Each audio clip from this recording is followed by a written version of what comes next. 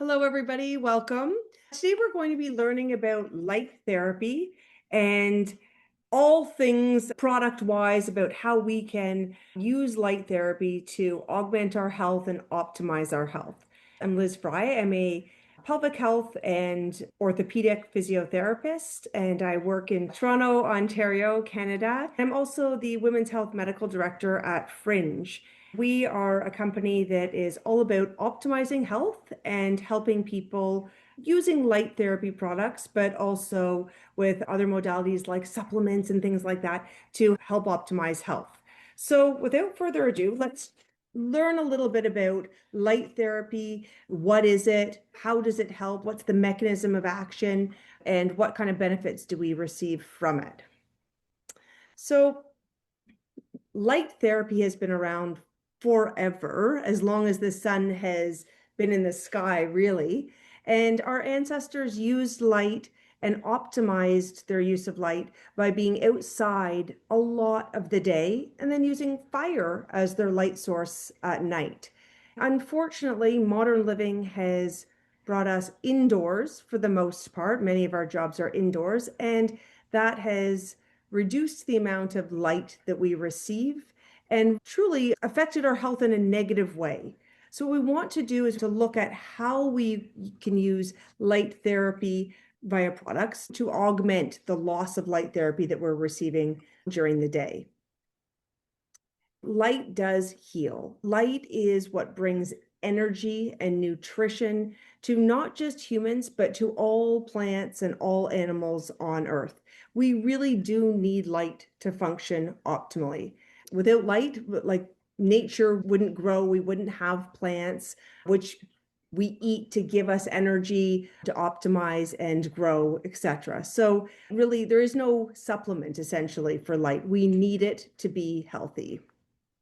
There are different types of light. So what we want to do is we want to discuss what the different types of light are and how light feeds us essentially energy.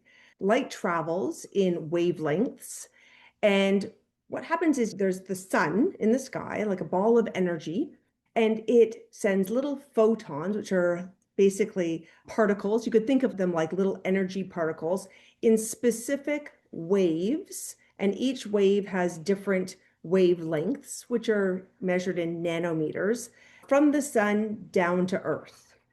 And what happens is we as humans, in our skin cells and the cones and rods of our eyes, etc., we absorb the light in different wavelengths. And then we use specific wavelengths of light to optimize our function. I'm going to chat a little bit about the different wavelengths of light that we want to use and we want to harness and we want to receive more of. These are called bioactive light. So bioactive light are the wavelengths, there's 5 of them that I'll chat about, but the wavelengths of light that can really help influence our health and optimize it. Blue light is one of them. And blue light travels through the eyes, and it really does help set the circadian rhythm. That's our sleep and wake cycles. It helps regulate tons of different neurotransmitters and different hormones in our bodies, etc. It's also really beneficial in an antimicrobial sort of way. For example, people that suffer from a lot of acne or like fungal or like bacterial infection, blue light can be really effective at combating that. So that's just one example. Surprisingly, UVB light is very beneficial for us in some ways. It interacts with our skin and it really helps us synthesize vitamin D, which is something that we do need to be healthy and to function optimally. Far infrared, this is a light source that we don't see. So we have some light that we can see and some light that we can't see, different wavelengths. Far infrared is in the non-visible spectrum of light, but we do feel far infrared in the form of heat. So that's like the nice heat that we would receive from the sun. And we also see this in a lot of different saunas that are on the market now.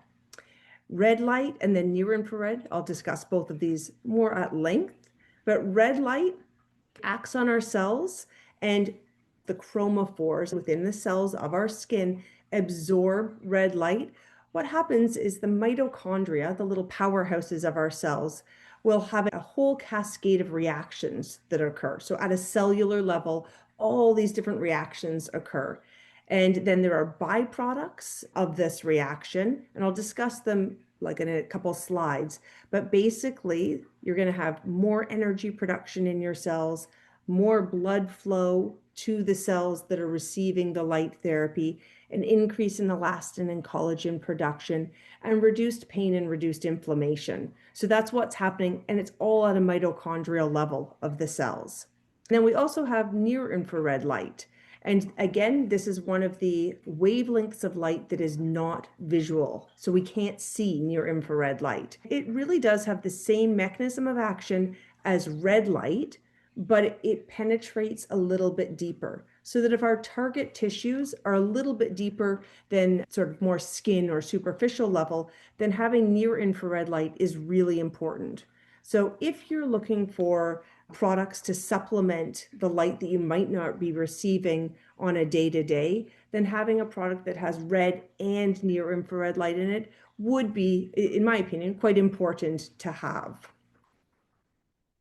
This is a nice sort of summary of the 3 wavelengths of light that are considered bioactive and are in a lot of different supplementary therapeutic products that you'll see on the market. Red light, again, it doesn't penetrate as deep as the near infrared light, and it travels in around 600 to 780 nanometers. That's just the wavelength of light that it travels in, and we can see red light. I'll show you on one of the products. Just turning it on. So this is red light.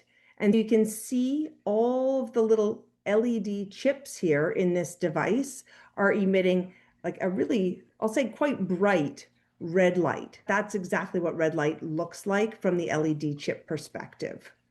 Near infrared light is actually being emitted from this at the same time. You just can't see it because, again, it's not part of the visual spectrum. And again, it travels in wavelengths that are just a little bit longer, so 780 to about 1400 nanometers. It penetrates the skin and into the tissues a little bit deeper than red light. And here is blue light therapy from this device. And blue light therapy travels in shorter wavelengths, so 400 to around 415 nanometers, and it really doesn't penetrate deep into our tissues or deep into our skin. So it's very much so more of a surface level bioactive light. And again, by bioactive, I mean that it just helps with optimizing our function and our health. And I mentioned, but blue light is very good for antimicrobial and antifungal sort of infections. And I'll go over these in a minute anyway, when I just look at them individually. So sunlight is made up of the visual spectrum, so we can see visibly different colors of light. That's about 50% of the spectrum. Infrared light, 45%, and then the near infrared and far infrared ultraviolet light, about 5%. So really optimizing red and near infrared light is going to be very productive for your overall health and your overall function. Those are the 2 that I would sort of focus on. It's kind of interesting, but there's no replacement for light. You can't go to the gym more, unfortunately, to supplement for light. You can't drink, and I've got tons of it here, but you can't drink more water. Like there's no, let's say, hack to receive more light, other than, as we're discussing today, using products that would supplement, again, light though. If we could, and I get this question all the time, like, well, why wouldn't I just spend more time in the sun? But like, by all means, if we spent more time in the sun, we wouldn't need to be discussing supplementary products, right? But the reality is, in modern life, I know we were just discussing before we came on that we aren't going outside nearly as often as our ancestors would have. And we were discussing that in the context of it's freezing cold right now where I'm at. I'm in Toronto, as I mentioned, and I'm not going out and receiving the same amount of sunlight that I might have if I were living 100 years ago. So really no replacement for sunlight. This is a really important piece, and we do benefit from supplementing with it. This kind of begs the question, what is light therapy? I had mentioned previously the benefits of light therapy, but I want to go over them individually because I think it's important to note why it is beneficial and why we're seeing it kind of exploding for me on, say, Instagram with face masks or body wraps or those kinds of things. And that's because where we're receiving the light, our skin is absorbing it, and then there's this whole cascade of reaction. So I'm going to go into it in a little bit more detail. With this cascade of reaction, it's called the electron transport chain. What happens at a cellular level is the cell actually will produce more energy. And if your cells have more energy, they are going to be healthier, essentially, and they'll be able to function optimally.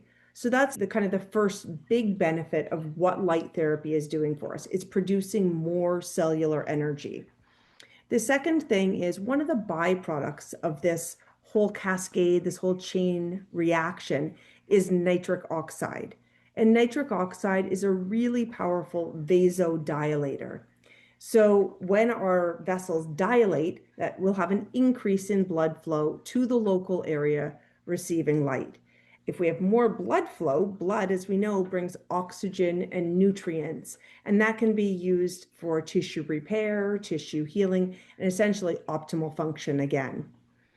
The third thing that light therapy does, which is very important for many people who are suffering from, like I'll say, atrophy, like muscular atrophy, muscle wasting away, would be collagen and elastin production. So there's an increase in collagen and elastin production when using light therapy.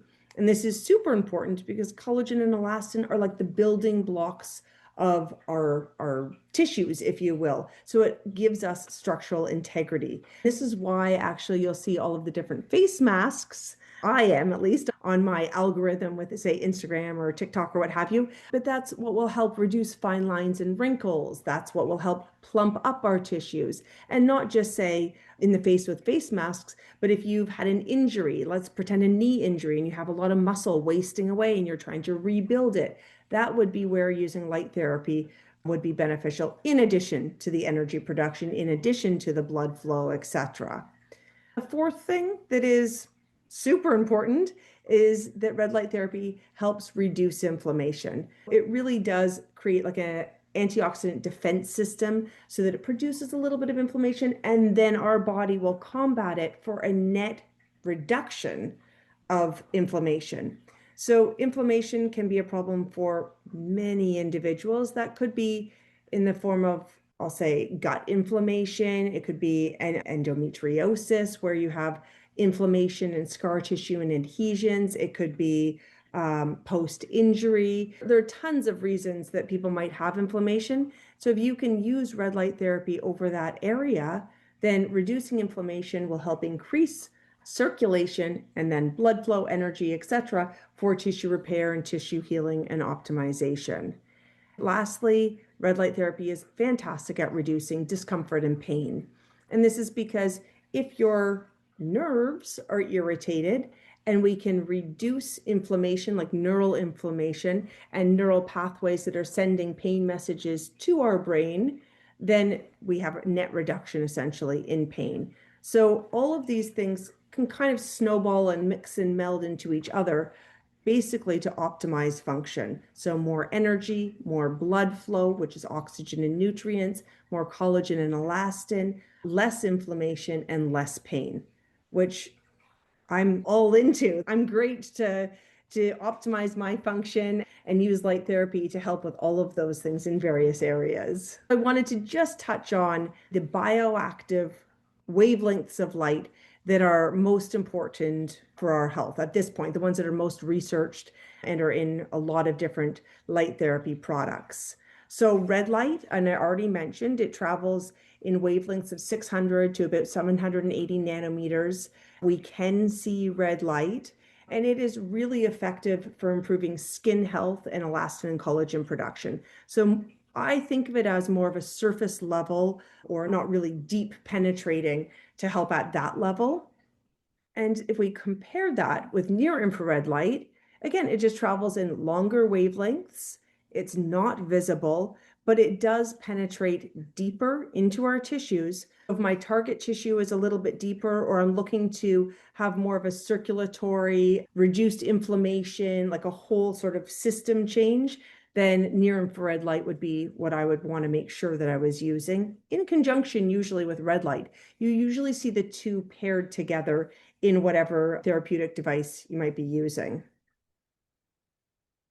Lastly, blue light, I don't want to leave it out. Blue light, again, it penetrates more at a superficial level. It's visible, and you're looking to use blue light if you have more infection, like fungal infection, bacterial infection, skin irritation, that kind of a thing. It can be fantastic at combating that. So from a pelvic perspective, bacterial vaginosis or yeast infection, that kind of a thing. And for the face, more of like an acne reducing light therapy. I do always note when I ask people to use blue light, I do ask them to follow up with red light. I think that's important to note because I might want to reduce, let's say, bacterial or fungal infection with like acne, but then I also want to have the benefits of light therapy, the red light therapy, where I want tissue rejuvenation, blood flow, elastin, collagen, etc. So they can be used together. And if you're going to use them together, I always recommend using the blue light and then following it with red light. And one of the questions I get asked fairly often is, what's the difference between LED light, which is what many of the, well, all of the products that we have at Fringe, but all of the products that you'll see essentially for consumer use. What's the difference between them, like the LED light source, and laser? Laser has been around forever, for years. And laser is very effective, as is LED light. The difference is that laser is monochromatic and culminated. So the rays of light, when they're traveling, they're all parallel and very focused, right? Because of that, you need to use laser therapy for very short periods of time, but there could be a thermal effect. And so you do have to use it under guidance, usually at like a doctor's office or a therapist's office or that kind of thing. And it's very effective. But it can also be expensive, and then you also have to go to your healthcare professionals to receive it. On the other end is LED light. LED is not columnated, so the rays of light don't travel all in parallel. They're more scattered, and they have like a very wide beam of light. So they're not thermal. There might be a little bit of gentle heat that some people feel with the near infrared light source, but it's not meant to be a thermal sort of effect. Having said that, you do need to use LED light sources for a longer duration to have a therapeutic effect. Laser you use for a really short period of time, usually in a doctor's office or a medical professional's office, and it's super effective. But LED light, you do need to use it for a longer period of time to have that effective nature. On the flip side, it's super safe versus laser that you have to have under guidance. So I think I went back and forth there quite a few times, repeating myself. But basically, for me, a take-home message is that once your skin absorbs, or your eyes or what have you, absorb light, the chromophores in your cells absorb light, they don't differentiate what the light source was, right? So once you've absorbed the light, then your body will respond positively no matter what the light source was. So it could be the sun, it could be laser, it could be LED. The body doesn't care once it's received the light source. So I think that's important to note. And what are the uses for red light? This is, I mean, honestly, this is a short list, even though it looks long, comparatively speaking to the uses of light therapy. And I'm not going to read through the list. There are tons of different, I'll say, therapeutic as well as beauty uses for light, systemic as well as local, etc. I think that the take home here would be that anywhere that you would like to have more energy, more blood flow, more elastin, collagen, less inflammation, and less pain, then that would be a reason to use light in that area. So some considerations when we're using light therapy. If you have any sensitivity to light, and that could be like a skin sensitivity, that could be If you have an autoimmune condition or if you are on medications that make you more sensitive to light, then that would be a cautionary approach. I always recommend for people to start with like a 50% light mode. I'll actually demonstrate that here. Hang on, let me turn on this wrap. So here's this wrap on at 100%, and there it is at 50%. So 100%, hang on, 50%. So all of our devices have a built-in like full power, 100%, and then a 50%. And that's for people that might want to start with a more gradual or gentle approach. And that could be, for example, if you are sensitive to light from a medication or a condition or what have you. So cautionary approach with that. Another consideration is like direct open eye exposure. There's no harm from looking at the red light. It's just that it's really bright. And so it might just not be comfortable for your eyes. I always say just close your eyes if you're going to have the light source, say, like over your face. Some people want to put a wrap over their face or that kind of thing. Then just close your eyes. But there's no UVA, no UVB, so there's no actual direct harm from looking at it. It's just that it's bright and can be kind of uncomfortable. If you have darker skin or tattoos, those will absorb, the chromophores will be more sensitive, they will absorb more. So I would also take a cautionary approach there. It could be that you use the 50% mode that's on all of our products, but it could also be that you just don't use it for the full recommended time of, say, 20 minutes or 10 minutes, depending on the product. You might start more gradually with, say, the optimal dose is 20 minutes, start with 10 minutes and just then gauge and see how your body absorbed it. Was it a positive sort of experience and it felt good? Or you're like, oh, maybe a little bit sensitive to it, in which case you just hold off there before increasing. Another consideration is not to use light therapy over a pregnant abdomen. And it's a contraindication, but only because there's not enough research on this population. There's been no negative research that I know of for using light therapy during pregnancy over your abdomen. However, there's not enough research for us to be conclusive, and therefore we don't recommend it. Active cancer sites, it's not recommended. I wouldn't want to be increasing the energy and increasing the blood flow to an active cancer site. And now this isn't to say that if you have cancer, I'll say somewhere else on your body, that you wouldn't be able to use light therapy. For example, if you had, I don't know, like breast cancer or thyroid cancer, you could use light therapy on your foot if you had a foot injury. So it's not contraindicated altogether. It's just that you wouldn't want to use the light source, for example, right over the area where you have the active cancer, as well as active bleeding. So we always recommend to make sure that if, say, post-surgically, that your wound has completely come together, stitches or staples are out before you use light therapy. And that's just because we wouldn't want to increase bleeding if the wound hasn't actually kind of come together yet. And for kids and pets, I'll say cautionary if children are really young, but they can't necessarily tell us if something doesn't feel comfortable. And so I would just use a cautionary approach there.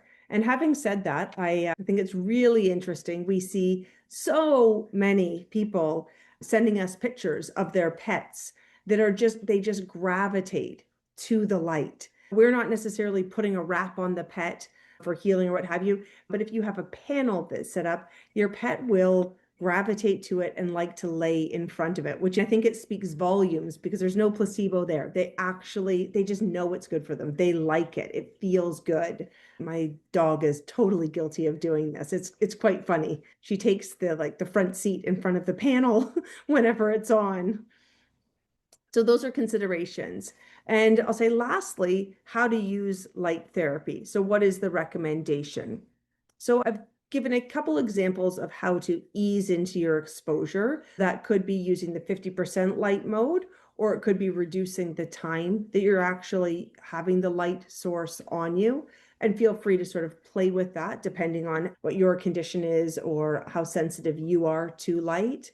It should always feel enjoyable. It should always feel comfortable and just have a gentle warmth about it. It should never feel hot or irritable. So kind of keep it within that zone. The wavelengths of light. So for red light, it'd be around that 600 zone. For near infrared light, I don't have that listed here, but it would just be a little bit higher around that 800 zone. The intensity. So the intensity of our products, I can't speak to others, but our products are that they're meant to be like the sun. So similar to the wavelengths of light and the intensity that we get from the sun. So they're between 20 and 40 milliwatts per centimeter squared. That's just how light is measured in terms of its intensity. The time, depending on the product and the use, between 10 and 30 minutes. So if you're using something like our pelvic wand, that would be more like a 10-minute application. And that's just based on the surface area and how many LED light chips are in it and the intensity that it's delivering. And that's similar for our face mask. However, if you're using one of the wraps, the LED lights are just a little bit more spaced out. And so they're covering a more broad surface area. You can use a wrap for more like 20 minutes. They are all built in with timers. So the wraps and the wand and the mask, etc., they'll turn off at the designated time, which is a nice feature just in terms of safety. It makes it a bit of a no-brainer in terms of your treatment time. The interval. So we say that you can use it like one time, like once over each body part per day. That would be the maximum. Once every 24 hours would be your maximum dose. If you're going to do more, it's not necessarily harmful. There's nothing negative with it, but it might not be beneficial. So you're not getting additive effects. Okay. We say the frequency of 3 to 5 times a week is ideal or optimal. But again, you could use it 7 times a week, like once a day, or only 3 times a week. And you can sort of play with it based on what your symptoms are, where you're at in your recovery from whatever the issue might be. So I've already chatted a little bit about different uses for light therapy, but I like showing it sort of in these visuals here. We have like a head wrap, and the head wrap is used for all things brain health, any issue where you would want to receive more blood flow into your brain. So if you're thinking like Parkinson's, Alzheimer's, any memory cognition issue, then the head wrap is very beneficial. Second to that, it also does help with hair growth. That wasn't the intended use when we designed it, but that definitely is one of the results. So that's the head wrap. You can see the knee wrap being used here. This could be for post-operative, or if you have arthritis, pain, irritation in a joint, then the light therapy can be really soothing and beneficial. And then in the last picture, you see someone using the wrap over their abdominal area. So if someone suffers from menstrual cramps, PCOS, endometriosis, any sort of issue that would be in that lower abdominal area, like sort of women's pelvic health issues, then the wrap could be very beneficial there. So those are just a few of the uses. And I'll say, just to wrap up, you could use the wrap anywhere that you're looking to have increased blood flow for tissue repair, regeneration, reductions in inflammation, reductions in pain, helping speed up recovery, and really just increasing the energy to that area. You can think of the different uses essentially for it. I've highlighted a number of them, but there are tons more out there. The difference with Fringe and the Fringe products are they're very much so science-backed. We have a full-time scientific director that combs through all of the research as soon as it essentially gets published, writes all of our blogs. We have different courses that people can take, and we design our products based on the research. So that is a huge piece for us at Fringe. We are all nerdy, really, behind the scenes with the research, and that's what we're using to direct all of our products and product development. They are very safe. There's no EMFs or light flicker, and they are FDA registered. They are wireless. There's always multiple modes, so people can kind of choose a little bit of, like, I'll say, an a la carte with their therapy. We believe that they're really priced competitively, so we like to think that we disrupt the market when it comes to price point. So the idea is that they are actually affordable for consumers. And then they're designed and built by medical professionals. So myself, I mentioned at the beginning, but I'm a pelvic health physiotherapist and orthopedic physiotherapist. Allison Evans, who's one of the founders at Fringe, is a chiropractor by trade, as is our scientific director. We really do look to the science and really do look to make our products super safe, affordable, and backed by research. That's the difference, I would say, with the fringe products, maybe relative to others that you might see on the market. And that concludes our, I'll say, light therapy 101. Hopefully I've been able to convey what light therapy is, what it's doing at a cellular level, which light is bioactive, like the red, near infrared, and blue, and why we need to supplement with light therapy, and obviously different uses for using light. I know that in our next webinar series, Genevieve is going to discuss gut health and optimizing gut health with light therapy. Then in our follow-up one, I'm going to be discussing pelvic health and pelvic conditions that see benefits from using light therapy. So this was just an intro. If anyone has questions, they can always email at hi@fringeheals.com. And they can look at our website where there's lots of different blogs and research. And always feel free to follow us on Instagram and DM us as well. Thank you, Liz. This has been fantastic. If you want to go ahead and stop your share, I just thought maybe we could chat about a couple of questions that I know other people might have as well. This was a very nice presentation on what light is, because I think that's the first thing, is understanding what light therapy is, and that there's no replacing the sun, but there's times when we can't have the sun. And the pieces that you talked about that are so important about tissue regeneration, circulation improvement, anti-inflammatory or decreasing inflammation, all of those things are so important. One of the questions I know that a lot of people ask is, how long till you see a therapeutic effect? So you're going to have short-term effects, which are fairly immediate with using light therapy, and that's the increase in blood flow to the area, because there is going to be vasodilation and increased energy production. But you can expect essentially an immediate effect with an increase in blood flow. People will say they feel like a gentle warmth, they feel a little bit more mobile, that kind of a thing. And then there's the longer term effects where we're looking for a tissue change. That's tissue regeneration. That could be a strength gain with elastin and collagen production. I always say to my clients, let's use the therapy for 3 weeks as it's intended. So 3 to 5 times a week for the prescribed time, in addition to all of the other therapies that we're already doing, right? You're not just going to throw your whole exercise program out the window, but using this as an adjunct. And at around the 3-week mark, some people longer, some people shorter, I expect to see a little bit of a change where people say, yeah, you know what? I've been consistently feeling a bit better. Great, right? Yeah. So it's not like a 3-month wait. No, I mean, depending on how long someone's had a condition. Sure, 100%. Yeah, But to be you fair, should start noticing a few things within a month. yeah, most Like people do report that. Yeah, and I think that that's important. You'll get the warmth immediately. You'll get that great circulation change during the moment that it's on, and then letting the skin continue to do what it's going to do with the light absorption in the body. But then in about 3 to 4 weeks, we should see, yeah, maybe some slight pain decrease, or maybe some tissue mobility increase, maybe some strength changes. Exactly. They That's just the notice that idea. it's different for sure. Exactly. This is great. And then, of course, and we'll talk about pelvic health on the one of the next webinars we're going to do. But as we move from perimenopause into menopause and the loss of collagen, this is important for certain areas of the body to help, It's with that tissue is plasticity, tissue strengthening, tissue right. integrity. All those things that the muscles need to pull on Yeah, in order to be strong, we need to have that framework also in place exactly. for those muscles to be able to function as optimally as possible. So it's just a great add-on for people who are heading to the gym to get some strength training in.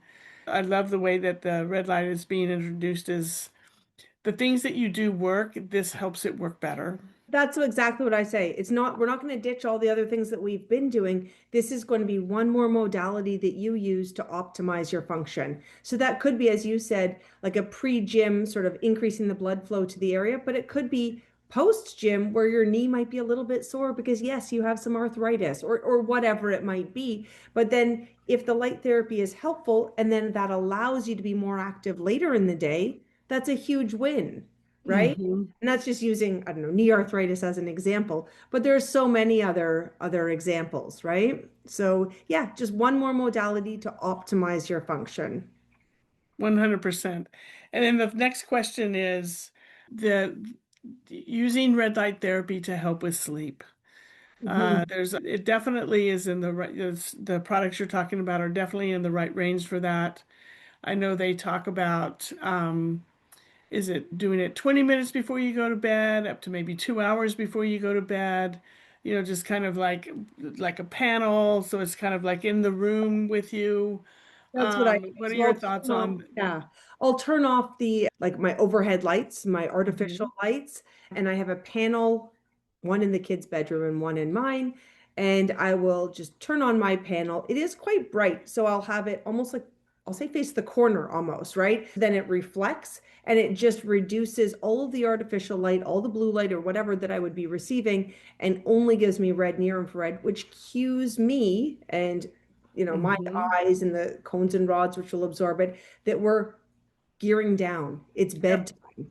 And it's bedtime for my children. Like I turn the red light on sometimes, It's almost like this is your angry. cue. Go to bed. Did you miss the cue? Right? But it Yeah. does help reduce all of the blue light that is not optimal for our sleep. And Hmm. but still illuminates the room. So yeah, it's fantastic for that. Yeah, 100%. And I think, just for listeners to kind of understand, red light's like the sunset. Yes. You think It about how the waves of the sun change as it starts to head down into the sky, down into the western part of the sky, it changes. It's not the same as the sun that's rising in the morning. no. So, I always say morning light is blue light and sunset is red light. And so if you think about that in that way, that kind of helps with those circadian rhythms because if you're in a position where you don't even see the sun, or you can't really see the sunset, or the sunset's coming earlier than your bedtime, in the dark days of winter, which is not always practical to go to bed. I mean, if that was for us, we would be in bed at 4:30. We're not going to be able to function that way in this world. However, the red light can come on at a Hmm. time closer to our bedtime that can really help, like you say, reset. And this is time. It's time for your system to start settling down. And I love what you said too. You. It's like you got to turn off all the other lights, the overhead light, get rid of all the bright blue lights that are going on in your house. And then when it's time, turn the red light on and let that illuminate. It's bright enough to see by for sure. Yeah. Oh, yeah. And, It's very bright. bright enough to see by, bright enough to do your evening routine, everything that you want to do. But it's a different light wave that's going to help you get some rest. Calm the whole Yeah. system. Calm Yeah. down, get a deeper sleep, and hopefully get better deep sleep and REM sleep that we need so badly. Any parting thoughts you want to leave us with? No, I'm excited for the next two webinars where we take deeper dives. Like I like the way we started and gave your listeners a great overview of why people need light here, right? And what the benefits are. I think that's the big take home. Then the deeper dives into specific areas that really do, I'll say need, but need and will benefit so much from light therapy. So yeah, I guess my parting thought is a plug for the next two where we'll take the deeper dives. Yeah, for Yep. sure. We're going to definitely go deep into the research on certain conditions, GI health, nervous system, for sure, are two of the big topics that we're going to be hitting. And then we're going to have a complete single webinar just on pelvic health alone. So we've got a lot of ground to cover and a lot more to discuss and hopefully guide people into how they can make this work better for themselves. Great. Thanks Thank, so much. thank you very much, Liz, for your time, your attention, and your expert talk on really helping us discover not only the meaning of light, but why it's so important for everybody. Thanks for having me, Susan. Mm-hmm.